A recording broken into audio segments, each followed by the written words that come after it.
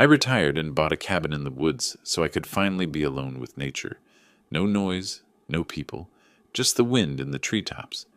Then my son-in-law called and said, "My parents are moving in with you. If you don't like it, come back to the city." I didn't say anything, but I left a surprise that would turn their lives upside down. Before we continue, please subscribe to the channel and write in the comments what time it is where you are now. The keys felt heavier than they should have. I stood in Rebecca Marsh's real estate office in Cody, holding them while she stapled documents I'd already forgotten. Outside the window, March wind pushed tumbleweeds across the parking lot. "Congratulations, Mr. Nelson." Rebecca smiled like she'd handed me the world. Maybe she had. "You're officially a property owner in Park County." The cashier's check, $185,000, had left my account that morning. 40 years of overtime shifts, skipped vacations, packed lunches. 4 decades compressed into 6 figures, now converted into 800 square feet of timber and solitude, 12 miles from civilization. "Thank you." I pocketed the keys and shook her hand. My fingers were steadier than I expected. The drive from her office took me west on Highway 14, then north onto roads that grew narrower with each turn. Pavement became gravel. Gravel became dirt. Cell service dropped from 4 bars to 2, then 1. I stopped at a general store and bought coffee, bread, eggs, butter. The clerk asked if I was visiting. "Living," I said. She nodded like I'd said something wise. The final 2 miles climbed through pine forest so thick the afternoon sun barely penetrated. When the cabin appeared in its clearing, I pulled over and cut the engine. Elk, 4 of them, grazed 50 yards beyond the porch. They raised their heads, studied my truck, then resumed eating. One flicked an ear at a fly. I sat there for 5 minutes, watching them. No honking, no sirens, no voices bleeding through apartment walls. The cabin was exactly as the photos promised. Weathered cedar logs, green metal roof, stone chimney. Small, yes, but mine. I unlocked the door and stepped inside. The air smelled like pine sap and old wood smoke. 1 main room with a kitchenette, a bedroom barely large enough for a double bed, a bathroom with a shower stall I'd have to enter sideways. Perfect. I unloaded the truck slowly, methodically, tools on the pegboard above the workbench, hammer, wrenches, handsaw, each in its designated spot. Books stacked on the shelf by subject. History, engineering manuals. 3 novels I'd been meaning to read for a decade. Coffee maker positioned on the counter where morning light would hit it first. Every item placed with intention, creating order from the chaos of moving boxes. By the time I finished, the sun was lowering. I made coffee, too late in the day, but I didn't care, and carried it to the porch. The rocking chair I'd bought specifically for this moment creaked under my weight. The elk had moved deeper into the clearing. A hawk circled overhead, riding thermals. I called Beulah. "Dad!" Her voice came through bright and immediate. "Are you there? Did you get it?" "Signed the papers this morning," I said. "I'm sitting on the porch right now watching elk." "I'm so proud of you." The warmth in her tone made my chest tighten. "You earned this." 40 years. I sipped coffee. 40 years I dreamed about mornings where I'd drink coffee and watch wildlife instead of highway traffic. "You deserve every moment of peace." She paused. "Cornelius has been so stressed with work lately. Sometimes I forget what peaceful even looks like." Something in the way she said it made me pause. "Everything okay?" "Oh, fine. You know how it is. Middle management pressures." She laughed, but it sounded thin. "When can I visit?" "Anytime, honey. You know that." We talked for another 10 minutes. Her students, her garden plans, safe topics. When we hung up, I sat watching the sun paint the mountains orange and purple. The coffee had gone cold, but I drank it anyway. The phone rang an hour later. My parents lost their house. Cornelius didn't bother with hello. His voice had the flat tone he used for conference calls. "They're moving in with you for a couple months until they find a place." My hand tightened on the armrest. "Wait. What?" "Cornelius, I just bought this place. It's barely... For a couple months, until they find something. I bought this place to be alone. I spent my entire retirement on... Then you should have stayed in Denver. Friday morning. I'll text you their arrival time." The line went dead. I sat there holding the phone, staring at the clearing where the elk had been. They'd moved on. Smart animals. My knuckles had gone white on the armrest. I forced myself to release it, flex my fingers. Breathe. Inside, I poured another coffee I didn't want and sat at the kitchen table. From my jacket pocket, I pulled a small notepad and a pen. The kind of engineering pad I'd carried for 40 years. Grid paper for sketches and calculations. I started writing. Not emotional venting. Questions.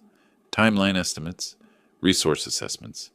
The cabin keys sat on the table beside my notepad. An hour ago, they'd meant freedom. Now they meant something else entirely. I picked them up, felt their weight, set them down with deliberate care. 40 years I'd been the reasonable one, the peacemaker, the man who swallowed inconvenience to keep family peace. Not anymore. Dawn came through the kitchen windows and found me still at the table. Empty coffee cups formed a semicircle around my notepad, which had grown dense with lists, diagrams, questions written and rewritten. I hadn't slept, didn't need to. My mind felt sharp in a way it hadn't for years, focused, crystalline, operating on something cleaner than rest. I made fresh coffee and studied my notes. Then I cleaned up, loaded my truck, and drove back to Cody. The Yellowstone National Park Ranger Station sat 20 minutes west, a modern building designed to blend with the landscape. Inside, educational displays showed wolf packs, bear territories, elk migration patterns. A ranger, maybe 40, with the weathered face of someone who spent more time outdoors than in, looked up from his desk. "Help you?" "I just moved up from Denver," I said. "Bought a place off County Road 14. "Beautiful area," he smiled. "You'll want to be careful with food storage. Lots of bear activity come spring." "What about wolves? I've heard they're back in the region." "Reintroduction's been successful." He stood and moved to a wall map, pointing to areas marked with colored pins. "They're usually shy, but they've got incredible sense of smell. Can detect prey or food from miles away. You hunting?" "No, just curious. I want to be prepared." "Smart." He handed me a pamphlet. "Keep your property clean. Don't leave attractants out unless you want visitors." I took careful notes in my field notebook. Wind direction, pack territories, seasonal behavior patterns. I thanked him warmly, mentioned again that I was from Denver and still learning about mountain life. Every word calibrated to sound naive, concerned, exactly what he'd expect from a nervous newcomer. Back in Cody, I found an outdoor supply store, the kind with taxidermy on the walls and racks of camouflage gear. The camera section sat between hunting equipment and security systems. "Looking for wildlife cameras," I told the clerk. "Want to monitor bear activity near my property." He showed me 2 models with motion activation, night vision, cellular connectivity. "These'll do you right. We get lots of folks wanting to keep an eye on their land." $340. I paid cash. At the cabin Wednesday afternoon, I installed them methodically, one covering the driveway approach, one angled toward the front porch. I tested the motion sensors, checked signal strength, adjusted positions until the coverage was perfect. The engineering part of my brain, 40 years of solving structural problems, found satisfaction in the precision. Hide the cameras enough to be unobtrusive. Position them for optimal capture. Test, adjust, verify. Both cameras connected to my phone with 1 bar of cellular service. Weak, but functional. Thursday morning, I drove back to Cody. The butcher shop sat on a side street, the kind of place that served ranchers and local restaurants. "Need 20 pounds of beef scraps," I said. "Organ meat, fat trimmings, for dogs." The butcher didn't blink. "You got it." $45 for meat wrapped in white paper, loaded into coolers I'd brought. The smell was immediate and powerful. Blood, fat, raw flesh. Thursday afternoon, I stood in the clearing behind my cabin with the coolers open. The wind came from the west. I checked it the old way, wetting my finger and holding it up. I walked 30 yards from the structure, upwind. Then I placed the meat in 3 piles, spreading it to maximize scent dispersion. Not random, calculated, close enough to draw predators to the area, far enough that they'd focus on the piles, not the building. I wasn't trying to endanger anyone. I was trying to educate them. Back inside the cabin, I moved through each room, locked windows, turned off unnecessary power, set the thermostat to minimal heat, protecting my investment while setting my trap. I paused at the door, took one last look at the space I'd inhabited for less than 3 days, and left without hesitation. The drive to Denver took 5 hours. I arrived at my old house just before midnight, the suburban place I hadn't yet sold, still partially furnished but hollow. I unloaded my truck, set up my laptop in the living room, propped my phone where I could watch the camera feeds. Then I waited. Friday morning at 10 o'clock, a sedan appeared on my phone screen. Leonard and Grace emerged, looking around with expressions I recognized even on the small display. Displeasure, judgment. The camera microphone picked up their voices. "This is where he's living now?" Grace wrinkled her nose. "It smells like pine and dirt. At least it's free?" Leonard walked toward the cabin. "We'll stay a few months. Let Cornelius figure out the next step." "I don't see why we had to come all the way out." Grace stopped, froze. "Leonard! Wolves!" 3 shapes emerged from the northwest tree line, gray and brown, moving with cautious purpose toward the meat piles. Not aggressive, not interested in humans, just hungry. Leonard saw them, turned white. "Get in the car! Get in the car now!" They ran. Grace stumbled, recovered. Car doors slammed. The engine started and gravel sprayed as they reversed wildly, then accelerated down the driveway. The wolves, unbothered, continued toward the meat. I closed the laptop and picked up my coffee, took a slow sip. 20 minutes later, my phone rang. "What did you do?" Cornelius's voice had lost its businesslike edge. Now it was just fury. "My parents nearly got attacked." "I didn't do anything," I said calmly. "I warned you this property is in the wilderness. You set this up. You baited those animals." "Cornelius, I live in wolf country. Wolves live here. This is their home. Maybe you should have asked before assuming you could use mine. You're insane. You're going to what? Sue me because wildlife exists on my property? Good luck with that. This isn't over." "No," I said. "It's just beginning." I pressed end call, set the phone down deliberately, returned to my laptop and opened the footage again, watching the wolves finish the meat and disappear back into the forest. Outside my Denver window, the mountains rose in the distance. Somewhere up there, my cabin waited. I'd been planning defense. But sitting there, watching the recording one more time, I realized something had shifted. This wasn't about defense anymore. 2 weeks passed before Cornelius made his next move. I spent those days settling into the routine I'd imagined. Coffee on the porch at dawn, watching elk drift through the clearing, reading books I'd postponed for decades. But the peace felt conditional now, like standing on ice that might crack. I checked my phone more than I wanted to, kept the camera feeds open on my laptop, listened for vehicles on the dirt road. Mid-April brought warmer afternoons and the first serious wildflowers. I was splitting firewood when my phone rang. Beulah. "Dad, please!" Her voice broke on the second word. She was crying. Cornelius showed me the footage of the wolves. That could have been so much worse. I set down the axe and walked to the porch. "Beulah, honey, wolves live in these mountains. I didn't create that situation. I warned Cornelius this wasn't appropriate housing for his parents. But you knew they were coming. You could have done something to make it safer." The script was obvious. Every phrase sounded rehearsed, coached. My daughter turned into his messenger. "I bought this property for solitude," I said, keeping my voice level. No one asked if I was willing to host guests, but I'm willing to meet with Leonard and Grace to discuss options. "You are?" Hope flooded her tone. "Really?" "I'll meet them in town. Neutral ground. We'll talk."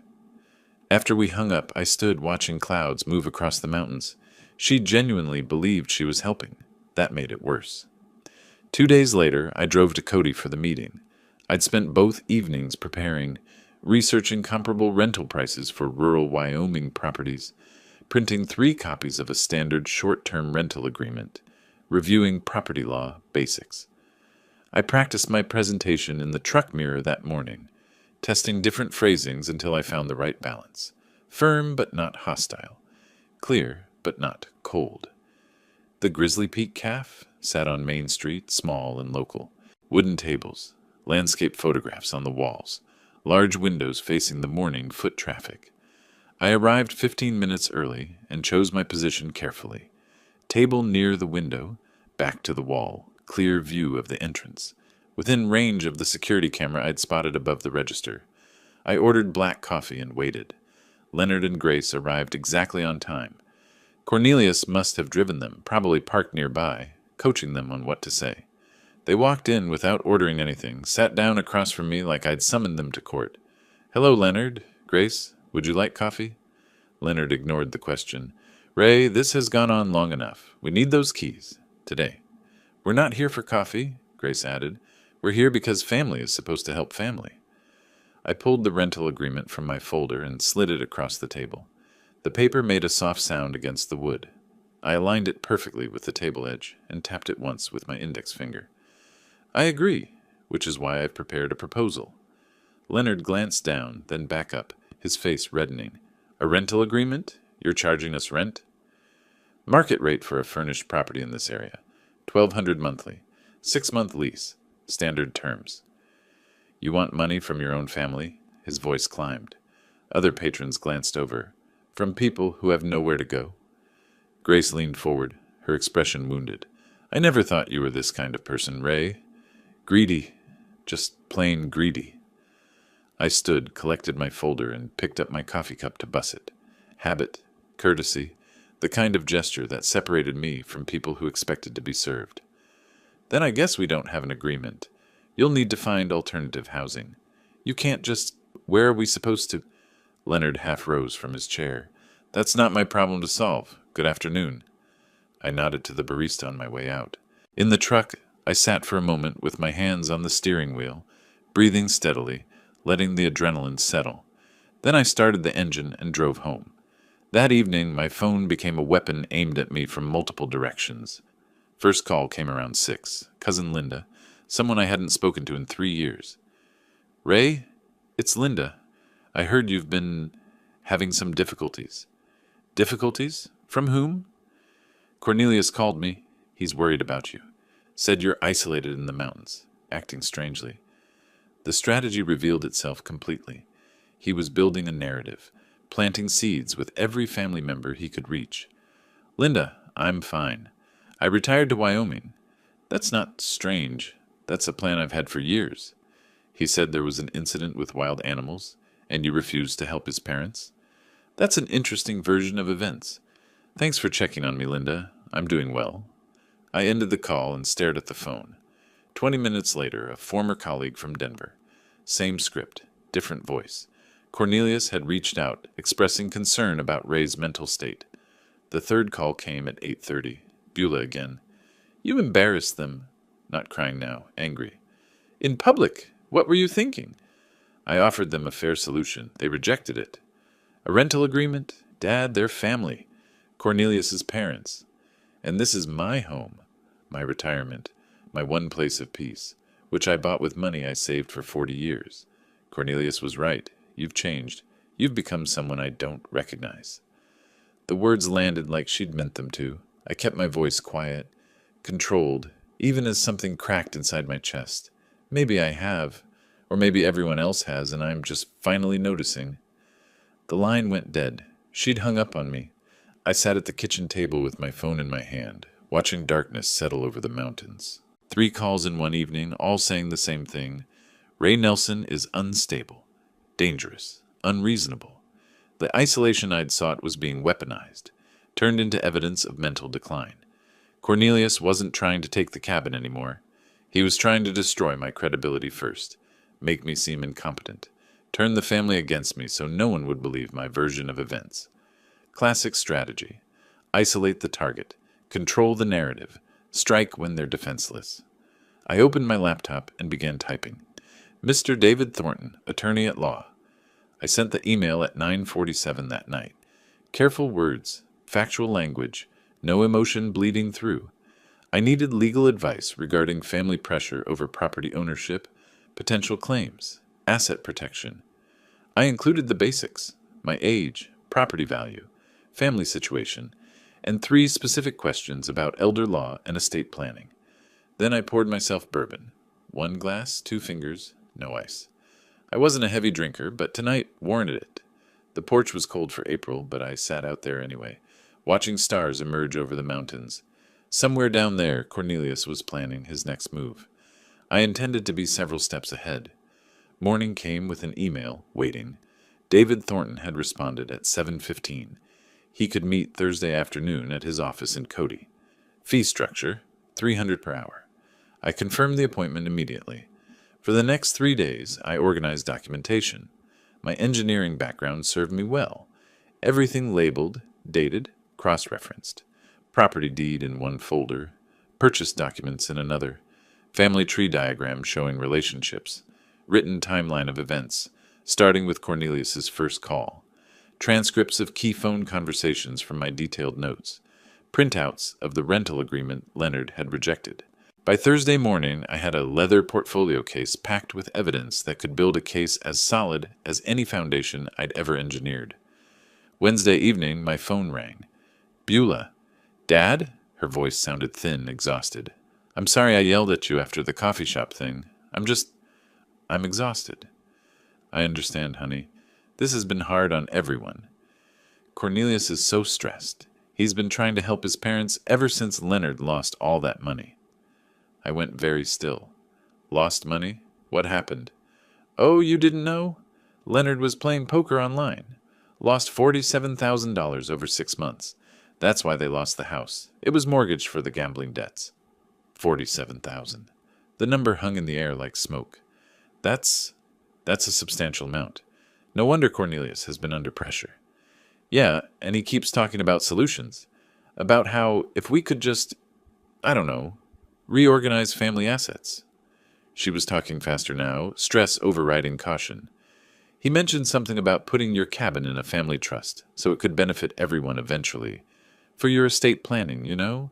And the property value is probably already up since you bought it in March.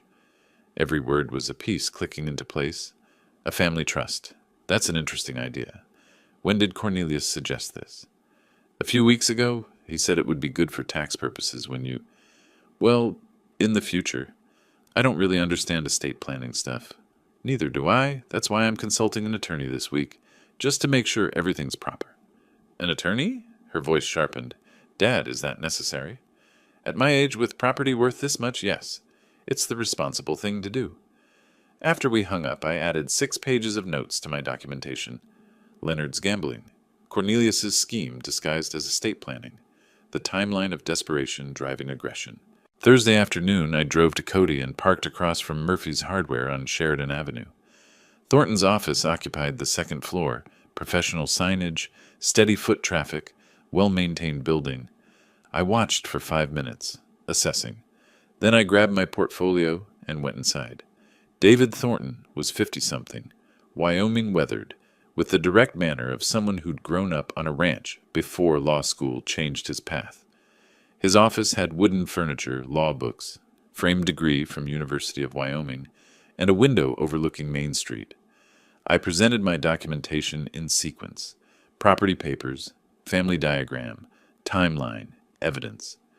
Each document handed across at the appropriate moment. Thornton took notes, asked clarifying questions. I had answers prepared. Mr. Nelson, I have to say, this is the most organized intake I've seen in years. You've documented everything. 40 years in construction engineering. Documentation prevents disputes. In this case, it's going to protect you significantly. He leaned back, tapping his pen against the desk. Here's my assessment. Your son-in-law is attempting to establish grounds for claiming you're incompetent or need oversight. The smear campaign, the stories about dangerous behavior, these are preliminaries to a potential conservatorship claim. Conservatorship? Taking away my legal rights? It's a tactic, not always successful, but it can tie up your assets in court for months, while they argue you can't manage your affairs.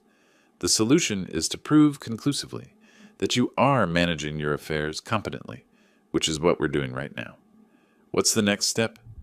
Revocable living trust with an independent trustee. I'll be frank, it'll cost about $2,400 in legal fees, but it makes you essentially untouchable. The trust owns the property, not you personally, so family pressure becomes legally meaningless. Do it? How soon can we have it ready? 2 weeks. I'll draft the documents. You'll review and sign. We'll record it properly. After that, your property is protected. The meeting lasted 90 minutes. When I left, the sun was lower, but I felt clearer than I had in weeks. Following Thornton's advice, I drove to the public library instead of going home. I chose a corner computer terminal, back to the wall, habit, and accessed Colorado property records. Public databases I'd navigated before during my engineering career. Building permits, property liens, easements.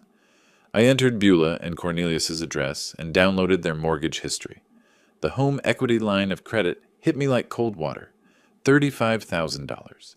Dated 8 months ago. Single signature authorization, Cornelius's name only. I printed the documents with hands that didn't shake but wanted to, added them to my folder, drove back to the cabin in silence. That evening I called Thornton from the porch. "David, I've found something. My daughter's house has a $35,000 HELOC that she didn't know about. Taken out by her husband? Yes, 8 months ago. Colorado property records. Colorado allows single-spouse HELOCs under certain conditions, but hiding it from a spouse, that's a different matter. Has she discovered it yet? No. I'm not sure when or if I should tell her. That's not a legal question, Ray. That's a family question, but from a legal perspective, this information explains his motivation. He's likely using your cabin scheme to cover existing debts." After we hung up, I sat at my kitchen table and spread everything out. Attorney notes on the left, family communications in the center, financial discoveries on the right. Leonard's $47,000 gambling debt led to Cornelius's $35,000 HELOC to cover part of it, which led to financial pressure, which led to the scheme to acquire my cabin and eventually liquidate it for cash. Everything connected. I pulled out a legal pad and started drawing lines between related facts, circling key points, writing questions. Can Thornton investigate HELOC legality? Does Beulah have legal recourse? When to inform Beulah? How to protect her without alienating her further? My phone buzzed. Text from Thornton. "Trust documents ready Monday for review." I replied, "I'll be there." Then I made one final note at the bottom of my pad. Cornelius is cornered. Cornered animals attack. Prepare for escalation. 3 weeks later, on a Monday morning in early June, I drove to Thornton's office for the trust signing. The portfolio case beside me held 3 weeks of organized financial records, bank statements, retirement accounts, property appraisals, investment documentation. Everything consolidated, labeled, ready. Thornton's assistant had the documents waiting on the conference table. 43 pages total, each signature line flagged with a yellow tab. I read every page while Thornton answered emails at his desk, giving me time. The Revocable Living Trust designated him as independent trustee. Total assets, $290,000. The cabin, my retirement funds, everything I'd built in 40 years. The critical provisions sat on page 17. Beulah inherits only if divorced from Cornelius, or if Cornelius signs a legal waiver of claims to the property. "This provision here," Thornton said, joining me at the table, "the conditional inheritance for Beulah. You understand this might create family conflict? The conflict already exists. This just protects her from being exploited through my property. If Cornelius discovers this trust structure, he'll likely react aggressively. Let him. Everything here is legal. He has no grounds for challenge." Thornton's expression was knowing. Legal grounds and family drama are different things. Are you prepared for him to escalate? I've been preparing since March. That's why we're sitting here. He smiled slightly. Fair enough. Let's execute these documents. My signature was steady on every page. The notary, Thornton's assistant, professional and efficient, applied her seal with practiced precision. The sound it made was satisfying. Structural integrity, legal edition. I wrote a check for $2,400 and left with copies of everything in a sealed envelope. The rest of that week, I worked through my financial institutions methodically. Each phone call followed the same pattern. Identify myself, request beneficiary change forms, explain the trust structure, confirm documentation. "Mr. Nelson, I have your beneficiary change request," the retirement account administrator said. "You're removing your daughter as beneficiary?" "No. I'm designating my revocable living trust as primary beneficiary. My daughter inherits through the trust. May I ask why you're making this change?" "Asset protection and estate planning. I have concerns about third-party claims." "Understood. We'll process this within 5 business days. I'd like email confirmation as well, please." "Of course. Is there anything else?" "Yes. Note in my file that this change was made voluntarily. With legal counsel, I am documenting my competency for all financial decisions. A pause. That's unusual, but I'll add that notation. By Friday, every asset I owned was protected within the trust structure. I kept a checklist on my kitchen table, marking each completed task with satisfaction. 2 weeks later, Beulah called. "Dad, Cornelius has been so weird lately." Her voice sounded thin, exhausted. "Asking about your finances, whether you've updated your will?" I set down my coffee carefully. "I have done some estate planning. It's responsible at my age." "I know, but he got really angry when I mentioned you set up a trust. He called it a betrayal." "Why would your estate planning betray him? It's not his inheritance." My hand tightened on the phone. "Beulah, did you tell him details about the trust?" "I just mentioned you set one up. I didn't think it was a secret. Is it?" "No, not a secret. Just private." "What exactly did Cornelius say?" "He said you're cutting the family out and being manipulated by lawyers." "Dad, what's going on? Why does he care so much?" "That's a very good question, honey. One you should probably ask him directly." After hanging up, I immediately called Thornton. "Cornelius knows about the trust." His response was immediate. "How soon can you get a medical evaluation?" The next day, I was repairing the porch railing when Cornelius's car came fast up the driveway, spraying dirt and gravel. He jumped out, didn't close the door properly, stormed toward me. I calmly set down my tools, retrieved my phone, started recording video. I stood at the top of the porch steps, 6 stairs up, giving me elevated position. Cornelius had to approach, uphill, looking up at me. I held the phone at chest height, lens obviously pointed at him. "Cornelius, you're on my property uninvited. I'm recording this conversation." "I don't care about your recording." His face was red, movements aggressive. "You set up some legal scheme to steal from your own daughter." "The trust protects my assets and ensures Beulah inherits appropriately. It's completely legal." "Appropriately? What does that mean? Unless she divorces me? That's what you really want, isn't it?" "The trust ensures my property isn't subject to claims by third parties. That's standard estate planning." "Third parties? I'm family. Your son-in-law. You're my daughter's husband. You have no legal claim to my property. The trust simply formalizes that reality." His voice climbed higher. "We'll see about that. I'll get a lawyer. I'll contest this. I'll make sure you never see Beulah again." "You're threatening to isolate my daughter from me because I protected my own property? That's interesting. For the record, this isn't over. Then leave my property. Now, or I'll call the sheriff for trespassing." He stormed back to his car. The engine roared. Gravel sprayed as he reversed wildly and sped down the driveway. I stopped recording, reviewed the footage immediately. Faces visible, audio clear, threats documented. I uploaded it to cloud storage and emailed a copy to Thornton with subject line, "Evidence, hostile confrontation." That evening I wrote a detailed incident report. Date, time, what was said. No witnesses, unfortunately, but the video captured everything. Thornton's response came within an hour. Continued documenting everything. Consider medical evaluation to preempt competency challenges. Expect retaliation. They're running out of options. I called Dr. Patricia Chen's clinic the next morning. The receptionist asked if something specific prompted the request. "I'm 67, I own property, and I want documentation that I'm healthy and competent. Preventive planning." The appointment was scheduled for the following Monday. I sat at my table that night, reviewing the confrontation video, watching Cornelius's rage play out on the small screen. His mask had dropped completely when the money was threatened. Every word recorded, every threat documented. My phone buzzed, email from Thornton. "Good thinking on medical eval. They'll likely try adult protective services next. Standard playbook for these situations. Stay ahead of them." I typed back, "Already scheduled. Appointment next week." Before closing the laptop, I looked at the framed photo of young Beulah on the mantel. 8 years old, missing her front teeth, laughing at something I'd said. I wondered how much collateral damage this war would create before it ended. Monday morning found me at Dr. Chen's clinic 15 minutes early. The medical building was modern, single-story, efficient. I filled out paperwork requesting copies of all test results and assessments. When Dr. Chen called me back, I explained directly. I'm 67, own property, and want baseline medical documentation proving my physical and mental competency.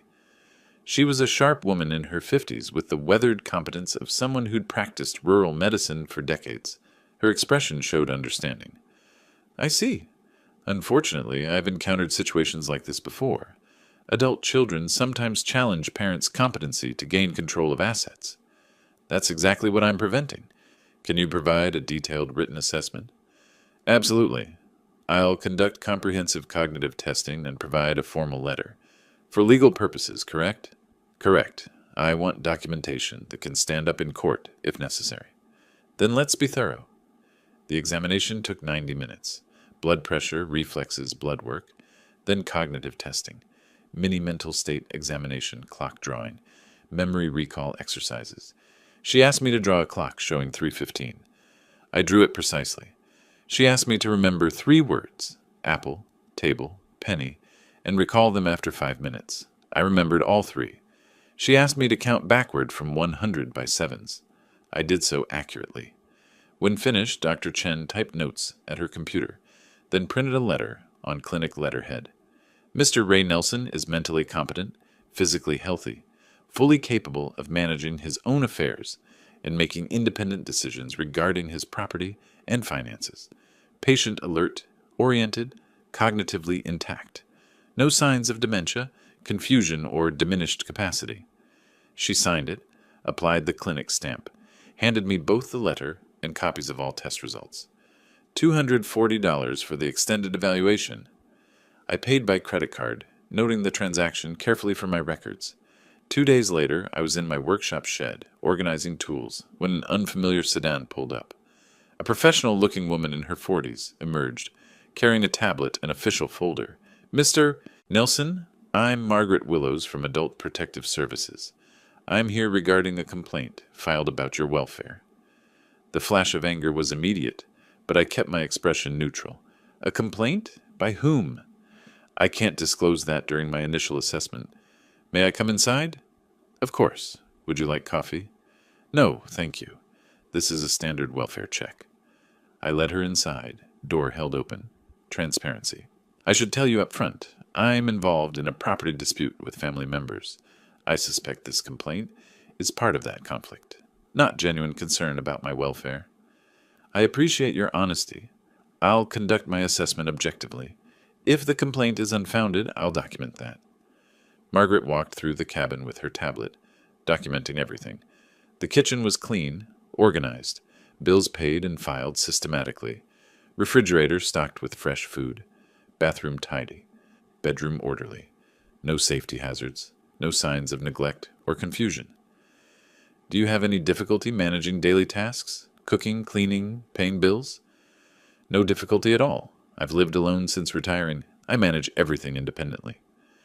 The complaint mentions concerns about your mental state. Have you experienced memory problems, confusion, or difficulty making decisions? I retrieved the folder from my desk. I had a comprehensive medical evaluation 2 days ago specifically to address this concern. She read Dr. Chen's assessment carefully. This is very thorough and recent.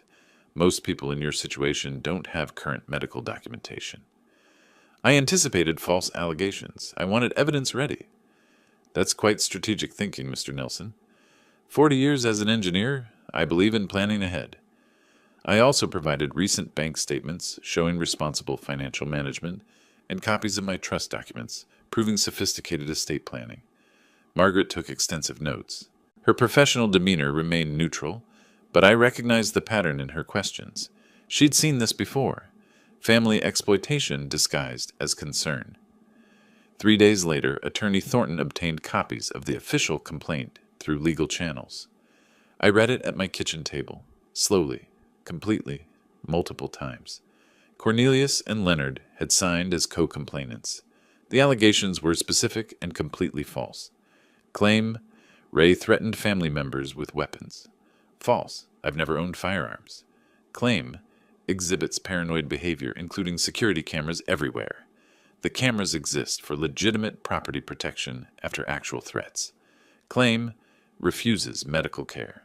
False, I'd just completed comprehensive evaluation. Claim, struggles with basic tasks, and makes irrational financial decisions. The trust was sophisticated planning, not irrational. Grace provided a supporting statement claiming I endangered them with wild animals.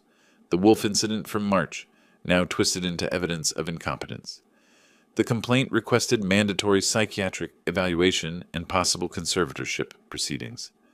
My jaw tightened as I read. My knuckles went white gripping the pages. They weren't just attacking my property anymore. They were attacking my autonomy, my competency, my freedom. This was war. 10 days after Margaret's visit, official notification arrived. Adult Protective Services case closed. Complaint determined unfounded. Margaret's report stated clearly, subject is competent, living independently and safely, no evidence of exploitation, neglect, or diminished capacity. Recent medical evaluation confirms cognitive and physical health. Complaint appears motivated by family property dispute, rather than genuine welfare concerns. No further action warranted.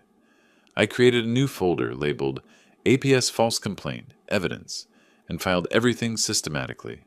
The original complaint with false allegations, Margaret's assessment report, case closure letter, my medical evaluation, photographs of my well-maintained cabin, my written rebuttal to each false claim with supporting evidence.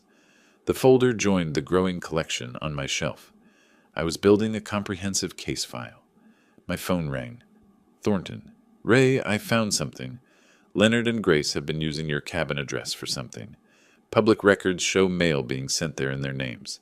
This could be mail fraud or identity theft. We need to investigate immediately. I looked out the window at the mailbox by the road. I hadn't thought to check for mail addressed to people who don't live here. I'm heading there now. I grabbed my truck keys, wondering what else I was about to discover. I grabbed my keys and drove down the long driveway to the mailbox. Quarter-mile of dirt road, dust rising behind the truck in the late afternoon heat. August in Wyoming made the air shimmer above the ground. The mailbox was standard aluminum on a weathered post, surrounded by tall grass. I pulled on gloves before opening it. Didn't want my fingerprints on mail that wasn't mine. 3 envelopes, all addressed to Leonard Harrison or Grace Harrison at my cabin address. Wyoming Department of Family Services, First Mountain Credit Union, Social Security Administration. I photographed each envelope carefully with my phone. Front, back, postmarks visible, dates clear. Then I placed them in a plastic evidence bag I'd brought specifically for this purpose and drove back to the cabin. Thornton answered on the first ring. Ray, I found something significant. Leonard and Grace have been using your address for official correspondence. For what purpose? Benefits fraud, possibly. They're receiving mail from Wyoming Social Services, and they've opened a bank account using your cabin address. But your camera footage proves they don't live there. That's a federal crime, isn't it? Mail fraud, benefits fraud, potentially identity theft if they claim to have your permission. We're talking years in federal prison if prosecuted. I looked at the evidence bag on my kitchen table. Then we report it. I'm not covering for criminals just because they're related to my son-in-law. Understood. I'll prepare the evidence package and contact the U.S. Attorney's Office. Ray, this changes everything.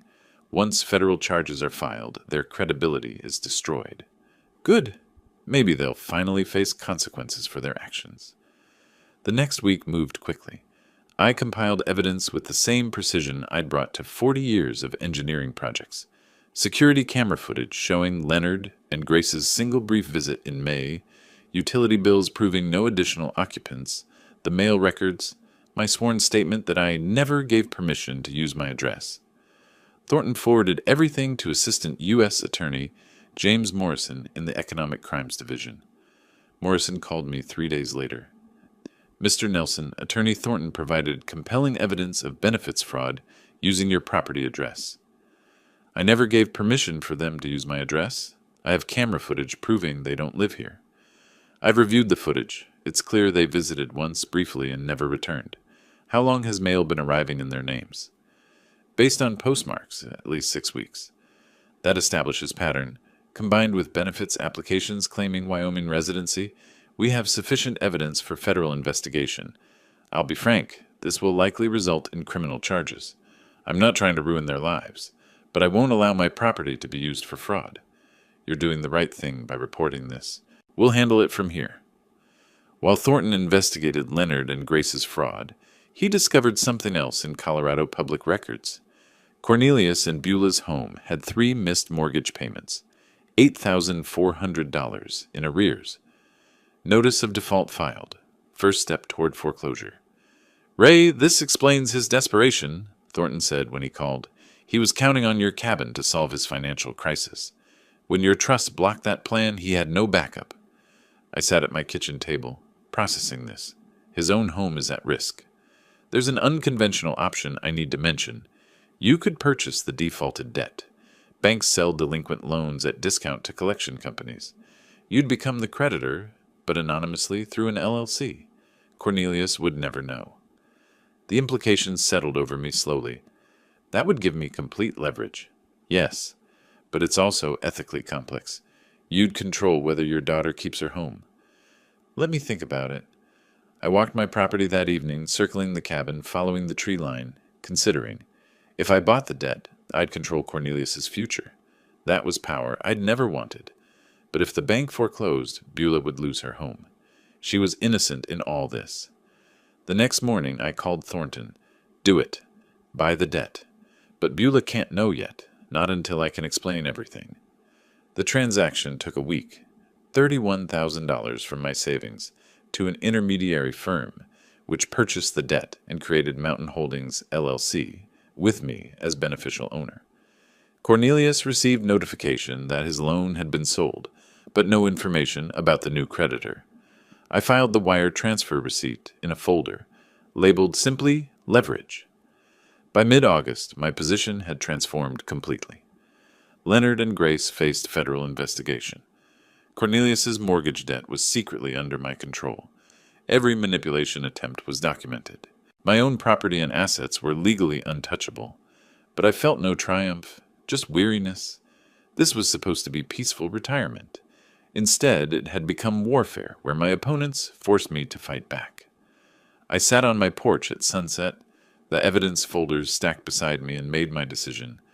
Beulah deserved to know the truth, all of it. She deserved to understand what her husband had done, what danger her home was in, what her father had been protecting her from. I pulled out my phone and typed, "Honey, we need to talk. Can you come to the cabin this weekend? Just you. It's important." Her response came 10 minutes later. "Is everything okay? You're worrying me." "Everything's fine with me, but there are things you need to know about your financial situation. Things Cornelius hasn't told you." "What things? Dad, you're scaring me." "Not over text. In person. Saturday afternoon, I'll make lunch." "Cornelius has a work trip this weekend. I can come Saturday." "Perfect. Just you. This conversation is between us." "Okay, I'll be there around noon." I set down the phone and looked at the mountains darkening against the sunset. Tomorrow, I'd prepare. Saturday, I'd tell my daughter how badly her husband had betrayed her trust. The truth wouldn't be easy. She might not believe me initially. She might be angry. But I'd kept these secrets long enough. Saturday morning arrived with crystalline clarity. I woke early, nervous in a way I hadn't been throughout this entire conflict. Facing Cornelius required strategy. Facing my daughter required something harder. Honesty that would hurt her. I cleaned the cabin. Already clean, but I needed activity. Prepared chicken salad for sandwiches, her childhood favorite. Organized the evidence folder on the kitchen table where she'd sit. Her sedan appeared around 11:30, dust trailing behind on the driveway. She emerged looking tired, worried. I met her on the porch and hugged her. She was tense. We started with coffee and small talk, her teaching job, the weather, anything but the real conversation. But the folder on the table kept drawing her eyes. Finally, "Dad, what's going on? Your text scared me." I took a breath. "Honey, there are things about your financial situation that Cornelius hasn't told you. Serious things." She laughed nervously. "What? Did he forget to pay a credit card bill? He sometimes gets distracted." "Your house is in foreclosure. 3 months of missed mortgage payments. The bank was about to take your home." Her face drained of color. "That's not possible. We pay the mortgage. Cornelius handles it online every month." "That's what he told you. Here's what actually happened." I slid the notice of default across the table. She read it slowly, hands beginning to shake. This says the loan was sold to Mountain Holdings, LLC. Who is that? That's me.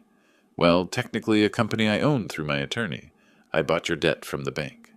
You bought our mortgage? Shock transformed her expression. Why would you? How can you even? What does that mean?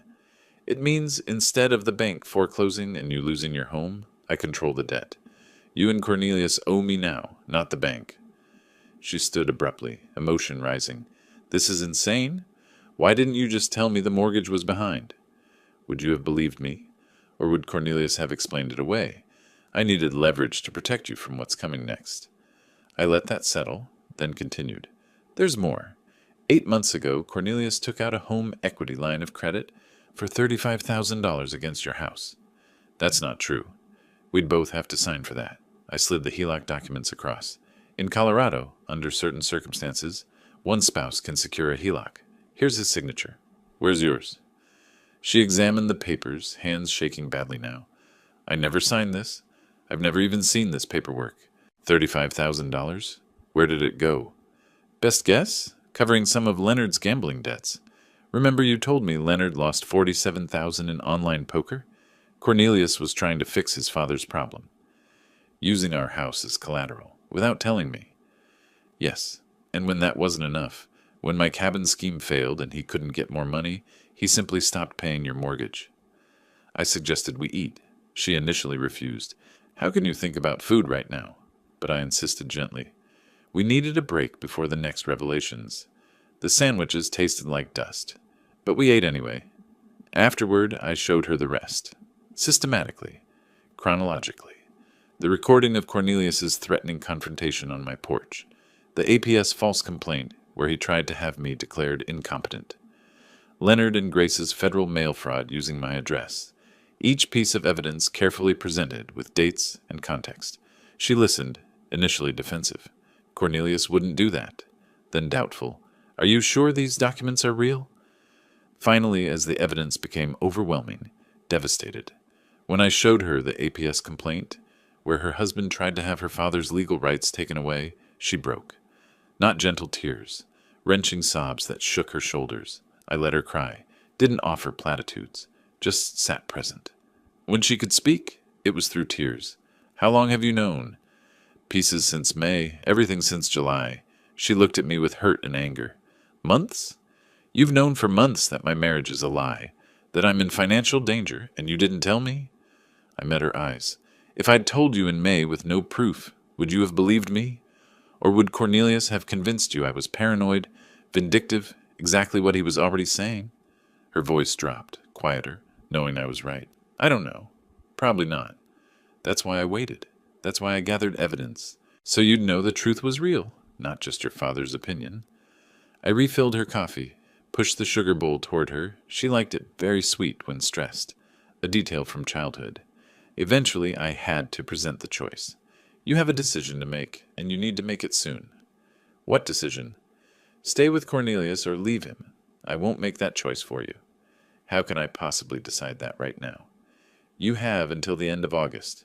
That's about a week, because federal agents are going to arrest Leonard and Grace within 2 weeks for fraud. When that happens, everything becomes public. Cornelius will be questioned. Your marriage will be news in a town small enough that everyone knows everyone. She was overwhelmed. This is too much. I can't think. If you leave Cornelius, file for divorce, protect yourself legally, I'll forgive the mortgage debt on your house. You'll own it free and clear. I will help you rebuild. You're bribing me to leave my husband. I'm offering you a lifeline.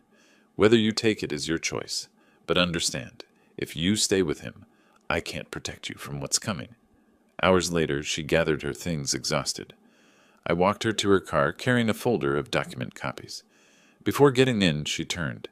Did you ever think about what this would do to me, knowing all this? Every single day since I found out. That's why I built such a strong case. So you'd know I wasn't exaggerating. I don't know if I can forgive you for waiting so long. I understand, but I'd rather have you angry at me for waiting than destroyed, because you didn't know in time to protect yourself. I need time to think. You have a week. After that, everything moves forward, with you or without you. She looked at me with exhausted eyes. I don't know who to trust anymore. Trust the documents. They don't lie. People do. She drove away without looking back. I stood in the driveway watching until her car disappeared, wondering if I'd just lost my daughter or saved her. 5 days later, Wednesday morning, I was drinking coffee on the porch when my phone rang. Thornton, it's happening now. Federal agents are executing arrest warrants for Leonard and Grace in Colorado. Thought you should know. I set down my coffee carefully, not celebrating, just acknowledging. Thank you for telling me. An hour passed. Then my phone rang again. Beulah, her voice shaken. Dad, Cornelius just got a call. His parents were arrested by federal agents. Something about fraud. Were you involved in this? I took a breath. I reported crimes to the proper authorities. What happened after that was the justice system doing its job. Long silence. Then quietly, I need to call you back.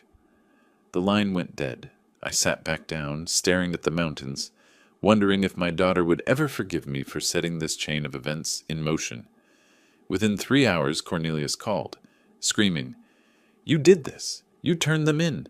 You destroyed my family! I remained silent, letting him exhaust himself. Your parents committed federal crimes using my property. I reported it. That's what law-abiding citizens do. I'll tell everyone. I'll make sure they know you orchestrated this, that you're vindictive and cruel. Go ahead. I have documentation of every crime they committed. My attorney will be happy to share it publicly. Thornton had driven to my cabin specifically for this moment. I handed him the phone. Mr. Harrison, this is David Thornton, legal counsel for Ray Nelson. His voice was professional, measured, final. Your parents committed federal crimes. My client fulfilled his civic duty by reporting those crimes to authorities. Any attempt to defame him will result in immediate legal action. Do you understand? Click. Cornelius had hung up. Friday afternoon, Cornelius attempted to sell the house he shared with Beulah, desperately needing cash for his parents' legal defense, for his own survival. But the title search revealed the problem. The mortgage was in default and owned by Mountain Holdings, LLC. His realtor explained he couldn't sell without the lien holder's approval. Cornelius called Thornton in a panic. Your firm owns my mortgage? How is that possible? My client purchased your defaulted debt through legal channels. You were notified weeks ago that your loan was sold. I need to sell this house. My parents need lawyers. Please. Thornton's response was calm. My client is willing to discuss terms. You'll receive formal offer within 24 hours. Saturday morning, a courier delivered a certified letter. Inside, formal offer from me through Thornton's firm. Terms, I would forgive the entire mortgage debt. $35,000 remaining balance plus $8,400 in arrears. Total debt forgiveness of $43,400. Conditions. Cornelius must sign divorce papers with no asset claims. He must sign legal waiver, relinquishing any claims to my property, estate, or assets. He must sign sworn statement, acknowledging he had no legal right to use my cabin or involve me in his financial problems. Deadline, 72 hours. If he refused, I would foreclose immediately. He'd lose the house anyway with nothing gained. Cornelius called Beulah, tried to convince her to fight this with him. Her response, which I learned later, was simple. I already filed for divorce yesterday. Sign the papers, Cornelius. It's over. Monday morning, Cornelius appeared at Thornton's office. Thornton described him later. Disheveled, unshaven, dark circles under his eyes, hands shaking. He signed every document. Divorce agreement, property waiver, sworn statement. When it was done, he asked quietly, Can I at least keep the house? Thornton's response was matter of fact. Once the divorce is final, the house will be deeded to Beulah, free and clear. You'll need to find other accommodation. Cornelius left without another word. That same afternoon, my phone rang. Beulah, her voice was different, still hurt, still processing, but stronger. Dad, I signed the divorce papers. I'm leaving him. I can't stay in that house. Too many memories. Can you help me find something near you? I want to start over. Relief flooded through me, not triumph, just profound relief. Of course, honey. We'll find you something perfect. Close enough to visit. Far enough for your independence. Are you disappointed in me for not seeing what he was sooner? Never. You trusted someone you loved. That's what good people do. He betrayed that trust. That's on him, not you." Her voice broke slightly. "Thank you. I needed to hear that. You're my daughter. I'm proud of you for making the hard choice. That takes real strength." After we hung up, I walked outside to the porch, sat in the rocking chair I'd bought for retirement. For the first time in months, I simply sat still without planning, strategizing, or worrying. The evening was clear. Elk grazed in the clearing. Mountains stood eternal in the distance. I rocked, slowly, rhythmically, and allowed myself to feel the weight lifting. Not gone completely. Beulah still needed to heal. The divorce needed to finalize. Leonard and Grace still needed sentencing. But lifting. The immediate danger was over. My daughter was safe. My property was secure. Almost finished. Just one more chapter to write. The one where we figure out what peace actually looks like. 2 weeks later, I sat in a federal courtroom in Cheyenne, Wyoming, attending Leonard and Grace's sentencing hearing. I didn't have to be there. The prosecutor didn't require my presence, but I needed to see this through to the end. Leonard and Grace stood before the judge, looking diminished in their federal court attire. Their attorney had negotiated a plea deal, guilty pleas to reduced charges in exchange for lighter sentences. The judge reviewed their criminal history, none, and their ages, then the evidence of their guilt, which was overwhelming. "Mr. and Mrs. Harrison, you've pleaded guilty to benefits fraud. The court accepts your plea agreement." The judge's voice was firm. "I want to be clear about the severity of your actions. You exploited systems designed to help citizens in genuine need." "Yes, Your Honor," Leonard said quietly. 2 years supervised probation, $45,000 in restitution and fines, permanent ban from federal and Wyoming state benefit programs. You'll report monthly. Any violation results in immediate imprisonment. Do you understand?" "Yes, Your Honor," they said in unison. "You're fortunate to avoid prison. Don't squander this opportunity." Dismissed. As I left the courthouse, Leonard caught my eye across the lobby. A moment of mutual recognition. He looked away first, defeated. I felt no triumph, only closure. Beulah told me later that Cornelius moved to a small efficiency apartment in a cheaper area of Denver. He took minimal belongings, whatever fit in his car. "I saw him one final time when he came for his things," she said. "He looked like a stranger, not angry, just empty. He signed the final divorce papers without a word and left." The divorce was finalized by mid-September. Beulah legally resumed her maiden name, Beulah Nelson. With my help, she found a small 2-bedroom house in Cody, about 15 minutes from my cabin. It was modest but charming. Older construction needed updates, but had good bones and a view of the Absaroka Mountains. I provided the down payment as a gift. Beulah secured a mortgage for the remainder using her teaching income and her own excellent credit. She also landed a 3rd-grade position at Cody Elementary, starting immediately. I helped her move in, spending a weekend painting rooms and assembling furniture. Simple work, but profoundly meaningful, rebuilding our relationship through practical acts of service. Healing wasn't linear for Beulah. Some days she was optimistic about her fresh start. Other days she was angry, at Cornelius, at herself, even at me for not telling her earlier. I listened without defending myself, understanding she needed to process complex grief. We fell into a routine, Sunday dinners together, alternating between her place and mine. During one dinner, while we chopped vegetables together in her new kitchen, she asked, "Do you think I'll ever trust anyone again? Ever want to remarry?" I set down my knife. "Honestly, I don't know. But that's okay. Trust isn't something you're supposed to give freely to everyone. It's earned, slowly, through consistent actions over time. Anyone worth having in your life will understand that." She smiled, small but genuine.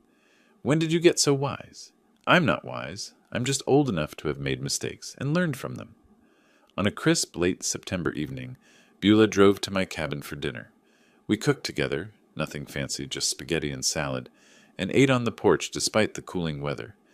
As the sun set, painting the mountains in orange and gold, a small herd of elk emerged from the tree line to graze in my clearing. We sat in matching rocking chairs.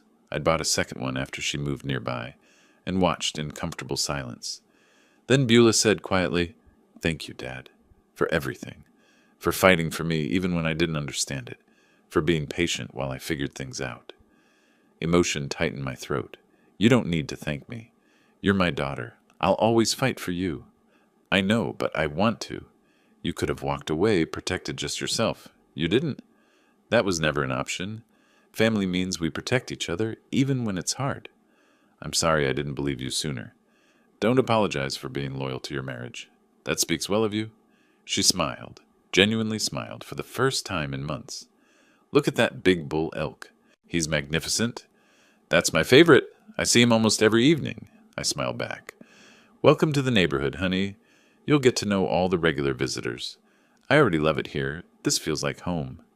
It is home, for both of us now. Later, after Beulah drove away, I remained on the porch, rocking slowly, watching the last light fade from the sky. I thought back to March, buying this cabin filled with hope for peaceful retirement, then having that peace threatened by Cornelius's ultimatum. The journey from March to September felt like years, but I navigated it without losing myself, without becoming cruel, without abandoning my values. I protected what mattered using law and strategy instead of retaliation and anger. My daughter was safe, building a new life nearby. My property was secure, my autonomy intact. The antagonists faced appropriate consequences but weren't destroyed beyond recovery. They could rebuild if they chose better paths. As stars appeared above the mountains, I allowed myself a small smile. This is what I'd wanted all along. Quiet evenings, wildlife, mountain air, and now, my daughter close enough to share it with. Not the retirement I'd planned, but better, because it was earned through integrity rather than luck. I stood, stretched my back. I wasn't young after all, and walked inside to call Beulah, just to say goodnight, just because I could, just because she was there and we were okay. The cabin door closed softly. The mountains stood silent, witness. Peace, hard won and deeply appreciated, settled over the property, like the September night. If you like this story, please like this video, subscribe to the channel, and share your impressions of this story in the comments. To listen to the next story, click on the box on the left. Thank you for watching.